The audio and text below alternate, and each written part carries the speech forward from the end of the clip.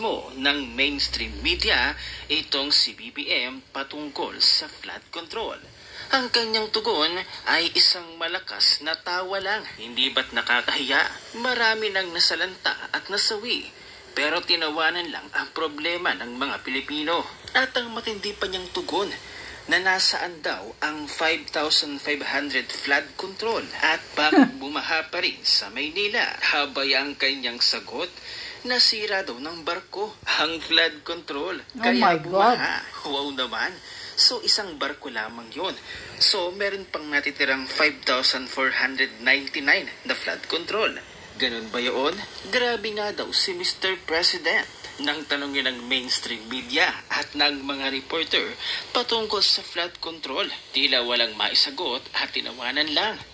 Pero kung ipagyabang sa kanyang naging SONA, 5,500 flood control, natapos na daw at mayroon pa daw ginagawa. So ano yung mga sinabi sa SONA? Drawing lang ba yun? Ang sabi pa ni Miss Malutikia. And just like that, 2 days after SONA, NCR is in a state of calamity. Imagine the 20 million used for a one-day event. And residents in NCR just had to pray, wait for water to go down, rain to stop to go pick up their lives once again. And the leader passed the bat to Metro Manila mayors to issue the declaration when he could have done it under the General Supervision Clause of Republic Act 7160, NGAA 2023. Flood Management Program was at 244 billion pesos, and the 2023 targets does not measure up to what we experience today. And we are not even including the MMDA flood control budget and the climate change earmark. Yung nagyabang kang 5,500 flood control infrastructure na tapos mo, costing 210 billion pesos.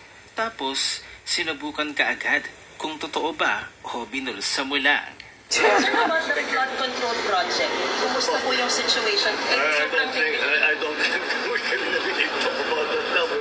Yung tingnan mo yung pagkatapos sagot mong niya ipida sa SONA mo, tapos ngayon ayaw mong pag-usapan. Parang may female version na ganyan.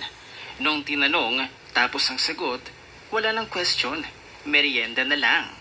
Sus, Ginoo ko, nakangisi ka pa sir sa sitwasyon na ito, pati kalikasan nagalit sa sinungalingan mo. Wala naman talagang flood control. Yung budget, kaya napunta sa bulsa. Andoon, naglipa na ang mga sinungaling mong troll para sa'yo. Binigyan naman ito ng komento at reaksyon ni Mr. Will Talker. Ang nakakatawang sagot ni BBM na kaya daw nawala ang flood control dahil daw nabangga ng barko. Wow! Narito ang kanyang reaksyon. Panoorin natin. Naku mga lords, ito pala ang rason bakit walang flood control. Manila will be put under a state of calamity. And this is because talaga hindi maganda ang flooding dito ang nangyari dito sa Metro Manila. Especially in the traditional low-lying areas like Nabotas, like in Malapapatay. These are all these places that mababa talaga sa dagat yan, kahit lagi nababa. Nasira pa yung flood control natin dahil binangga ng barko. Kaya halos lahat ng bayan ay nasa gitna ng Sasabi ni President BBM, nasira daw ang flood control natin dahil binangga ng barko. Mr. President, President BBM, this is not personal kasi presidente ka naman ng Pilipinas and we have the right to express our opinion, no? Pero imposible naman yung sinasabi mo na yung flood control nyo or yung flood control project na sinasabi mo ay nabangga lang ng barko. Parang sinira lang ng barko. Nako, Diyos ko, di ba? Kaya nga, actually, Mr. President, nadala na ang tao, no, doon sa pinapangarap nyo at sinasabi nyo during campaign pa na bababa ang presyo ng mga bilihin, di ba? Lalo na ang bigas, Tapos ngayon, yung flood control, pinagmayabang mo pa sa zona, 5,500 flood control. Tapos sasabihin nyo lang po ngayon sa amin na nasira ng barko. Naku, Mr. President. Diba? And I've heard billion ang budget sa flood control. Yeah, ilang bilyonis yun. Pero nauna ang flood, diba? Baka siguro to be follow na ang control. Nasaan ang VP? Wow, parang naiba na ngayon ah. Dati kasi, nasaan ang presidente? Ngayon, wow. Oh, hinahanap na si Sara. Bakit niya hinahanap ang vice president? Di ba ang presidente ang dapat manguna at dapat mag-command first sa kung ano ang mga dapat gawin? Ba't niyo hinahanap ang vice president? Sabagay, iba kasi talaga pag si VP, di ba? Iba naman kasi talaga pag talagang si VP ang manguna. Pero VP siya eh. Hindi siya presidente, for your information. Grabe talaga yung ibang mga anti-Duterte. Kasi alam nyo, hindi pa presidente si VP Inday. Yes, hindi pa. Chillax! Anong gusto nyo? Siya yung manguna? O overlapan niya ang presidente? Sabi na naman nila, si VP nasa Germany, papuntang Germany. Alam niyo, bago kayo pumutak, ito pakita ko sa inyo. Ayan ha? Nauna pa nga to. Nauna pa to. Kaya nga. Ha? For your information, nauna pa ang Office of the Vice President na mamigay, di ba? At mag-render ng kanilang tulong. Correct. Ha? Nakakahiya naman. Di ba? Huwag kasi tayong tatanga-tanga. Bago pa kayo pumutak, ayan na di ba? Umaksyon na ang Office of the Vice President. Yan ang Vice President namin. Yan si VP Inday Sara. Siya ang nangunguna sa lahat. Di ba? Yan kasi problema niya eh. Putak kayo ng putak. Nauna na palang tumulong ang Office of the Vice President. Pero naiintindihan ko mga Lods, bakit mas hinahanap si VP? Naiintindihan ko na. Ano ang masasabi ninyo mga kaswi Kaya nga. sa naging tugon at sagot? Yan. Yang mga troll kasi, si BP ang hinahanap. Bakit hinahanap nyo si BP? Beside na nagpunta si BP sa Germany, pero yung mga tulong niyang mga karton-karton na mga ayuda, nakauna na. Coordinated na sa LGU, sa mga LGU sa area ng mga nabahaan. Kayong mga trolls, galing lang yun yung magputak. Bakit ngayon, Vice President nang hahanapin ninyo? Hanapin ninyo ang bangag ninyong presidente. O si Tambaluslos.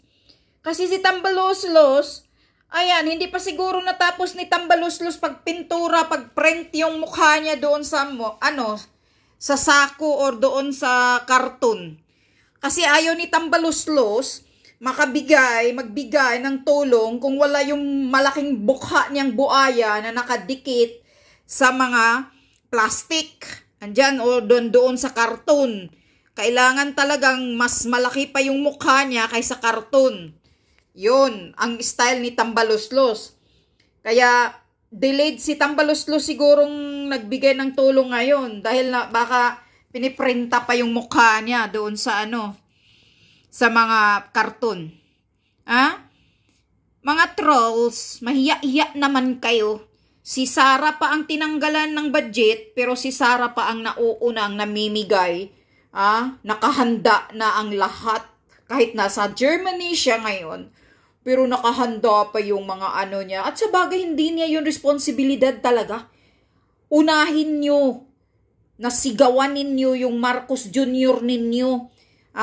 Marami nang namamatay, nalulunod na yung mga kabahay-bahayan sa baha. Si Marcos Jr., bago pa nagpatawag ng meeting sa mga kabinete niya, tingnan nyo kung gaano ka-incompetent, gaano ka Mahina ang kukuti na presidente.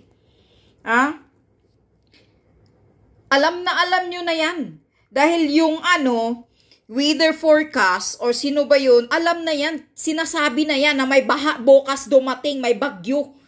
So kung presidente ka talaga na may malasakit ka, active ka na tumulong sa mga taong bayan na para walang mabiktima, walang mamatay, walang malunod, before pa magsimula yung baha, kailangan nakamonitor ka na, nakipag-coordinate ka na tanan sa lahat sa tauhan mo, hindi yung nalulunod na yung mga bahay sa baha bago ka pa nagtawag ng meeting sa mga kabinete mo, nag-iisip pa kayo, pinag-aralan nyo pa kung ano yung gagawin ninyo. Utak ninyong mga walang kwinta. My God, ganyan kahina ang kukuti mo bangag. Puwera gaba sa iyo na presidente ka talaga. Ano sabi mo? Pinagyayabang mo sa suna mo, 5,500 ang flood control ko. Walang iya. Sabi ko na nga ba, yung suna niya, walang kakwinta-kwinta Puro pagyayabang at kasinungalingan at pangbubudol, pangluluko sa taong bayan, sa maniniwala lang. 5,500 flood control. Saan banda yun? Wala namang nakita ang Ayan tuloy, sa kasinungalingan mo, sa pangbubuisit mo, pangluluko mo sa taong bayan, kinakarma ka, binaha ang buong Maynila. Sana nga nangyayari yan nung araw ng suna, sana yung pagbaha na lampas sa tindig ng tao sana. Nung araw sana ng suna mo nagbaha. Yun, kinarma ka sa kasinungalingan mo. Ngayon, ang rason mo kaya nasira ang flood control dahil binangga daw ng barko. Oh my God, maniniwala ba kayo? Tapos tumatawa-tawa pa. Ganyan ba ang presidente kung walang saltik sa utak? Ganyan ba ang presidente? Kitang-kita talaga na itong Marcos Jr. na ito talagang yung utak hindi maayos Tawanan lang. Nagtanong yung mainstream media about sa flood control. Kaya kinakarma ka.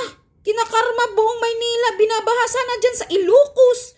Yung buong Malacanang, inaanod sana yan ng baha, lintik. Para kayong dalawa ng asawa mong butod, maluluno doon at matigok sa baha. Nangyari sana yung panahon ng suna ang baha. Sana, bakit next di pa nangyari yung baha, lintik na baha din, hindi sumabay sa karma na totoo. Sinubukan ka tuloy ng bagyo ni Karina sa sinasabi mong kasinungalingang 5,500 flood control, kung saang banda, hindi naman nakikita ng tao, sabihin mo na lang 5,500 pocket control, hindi flood control, pocket control, nasa bulsa control yun. Yun. Kaya binaha. Yan ang paborito ng mga karamihang congressman. Pag humingi ng budget o flood control, sinabi ni Atty. Glinchong yan. Yan ang ginagatasan ng mga congressman. Yang magsasabi sila, hingi ng budget, ganito kay flood control daw, sa flood control. Oo, yun. Pero yun, ang ilalagay dyan, mga subcontract na, mga mumurahin, kaya isang tulak lang ng baha na hanggang tuhod, sira na. Kasi 10% lang yung nilagay doon na proyekto. Yung 90% nasa bulsa. Yun ang sinasabi ni Atty. Glinchong. Flood control project ng mga congressman, yan ang gatasan nila. Ngayon, isa itong sinungaling na Marcos Jr. Binangga daw ng barko yung flood control kaya nagbaha ang Maynila. Oh my God, nakapanggigil ka talaga, Marcos Jr. Para kang siraulo na presidente. Yan ba ang presidenteng matino? Yan ba ang presidenteng may malasakit sa taong bayan? Nagbabaha na, marami ng kabahayan na my God, nilamon ng tubig. Ikaw tawa-tawa ka pa? Tas ganun pa yung yung reaction mo pagka walang kwenta mong jutang ginimis ka, nabangag ka. Basta pulburunik talaga na utak. Talagang may saltik.